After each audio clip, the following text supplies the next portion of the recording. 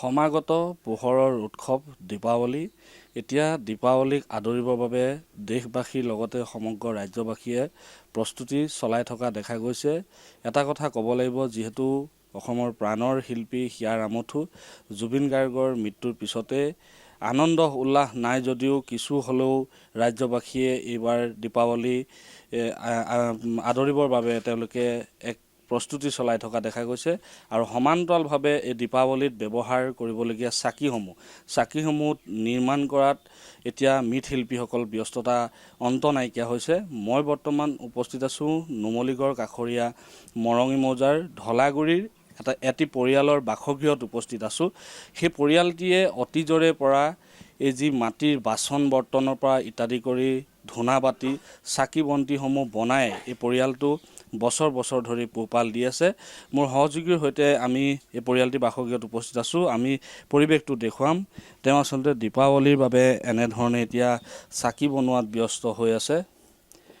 লাখে লাখে চাকি তেওঁ আচলতে বজাৰলৈ উলিয়াই দিয়ে দীপাৱলীৰ সময়ত। আৰু আমি কৈছোঁ এই পৰিয়ালটিয়ে অতীজৰে পৰা মাটিৰে বাচন বৰ্তন বনাই চাকি বনাই তেওঁ এই পৰিয়ালটো পোহপাল দি আছে। এনেধৰণেই তেওঁ বংশানুবংশভাৱে তেওঁলোকে অতীজৰে পৰা এই ধৰণে চাকি নিৰ্মাণ কৰি বাচন বৰ্তন বনাই বজাৰসমূহত বিক্ৰী কৰি পৰিয়াল পোহপাল দি থকা হৈছে। এতিয়া সমাগত দীপাৱলী, ৰাজ্যত আনন্দ উল্লাস নাই যদিও কিন্তু এইবাৰ যিহেতু অসমৰ হিয়াৰ আমঠুৰ প্ৰাণৰ শিল্পী জুবিন গাৰ্গৰ মৃত্যুৰ হোৱাৰ বাবে সমগ্ৰ অসমবাসী এইবাৰ পোহৰৰ উৎসৱ কেৱল চাকিৰে তেওঁ উদযাপন কৰাৰ কথা ভাবিছে। গতিকে এতিয়া সম্পূৰ্ণ ব্যস্ত হৈ পৰিছে মৃৎশিল্পীসকল। আমি ঢলাগুৰিৰ পৰা এই পৰিৱেশ দেখুৱাই আছোঁ।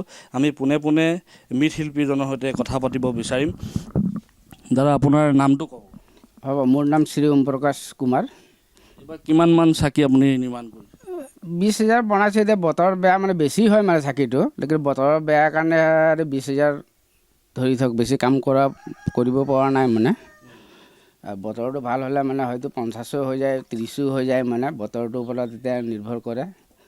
বতৰ কোন বজাৰলৈ যায়? আমি দৈগুৰুম বজাৰ কৰোঁ আৰু বকিয়াল বজাৰটো কৰোঁ। কিমান দৰত বিকে চাকিসমূহ? চাকি 4টা 10 টকা, 5টা এনেকৈ বিক্ৰী হয়। ইতিমধ্যে আপুনি কিমান বিক্ৰী কৰিলে? এতিয়া মানে বিক্ৰী কৰিছোঁ 10,000 মান বিক্ৰী কৰিছোঁ। আপোনালোকৰ অতীজৰে পৰা এই কাম কৰিয়ে পৰিয়াল পোহপাল দি আছে, কি ক'ব বিচাৰে? হয়, আমি ককা দিনৰ পৰাই এই কামে কৰি মানে ঘৰখন চলি আছোঁ। আৰু এতিয়া আপোনালোকৰ সম্পূৰ্ণ পৰিয়ালটো লাগি থাকে নেকি? লাগি থাকে আমাৰ এই কামতে? কামতে লাগি থাকে। ৰ'দত দিয়াৰ, কালাৰ কৰা, মানে এইবোৰ কামত লাগি থাকে। হয়, এইবাৰ যিহেতু আপোনালোকে জ্ঞাতই যে অসমৰ প্ৰাণৰ শিল্পী জুবিন গাৰ্গৰ মৃত্যুত এইবাৰ ৰাজ্যবাসীয়ে আতচবাজীৰ অবিহনে চাকি বন্তি জ্বলাই তেওঁলোকে দীপাৱলীক আদৰিম বুলি প্ৰস্তুতি চলাইছে, কি ক'ব বিচাৰে? হয়, তেওঁ আমাৰ খুব দুখৰ কথা এইটো। তেওঁ এনেকুৱা এটা ঘটনা হ'ল, তেওঁক চাকি বাতি চবেই জ্বলাইছে, আমিও জ্বলাইছোঁ, আকৌ জ্বলাবই।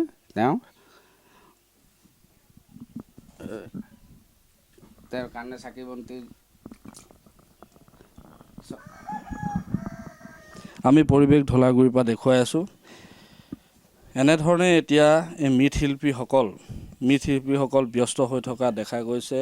পোহৰৰ উৎসৱ দীপাৱলীক আদৰিবৰ বাবে সমগ্ৰ ৰাজ্যতে এতিয়া ব্যাপক প্ৰস্তুতি চলি থকা সমান্তৰালভাৱে নুমলীগড় কাষৰীয়া মৰঙী মৌজাৰ এই ঢলাগুৰিৰ মৃৎশিল্পীসকলো এতিয়া দীপাৱলীত যি ব্যৱহাৰ হোৱা চাকিসমূহ নিৰ্মাণত ব্যস্ত হৈ থকা দেখা গৈছে। যিকোনো খবৰৰ বাবে যোগাযোগ কৰক 7099017330 লগতে 7099017110 নম্বৰত।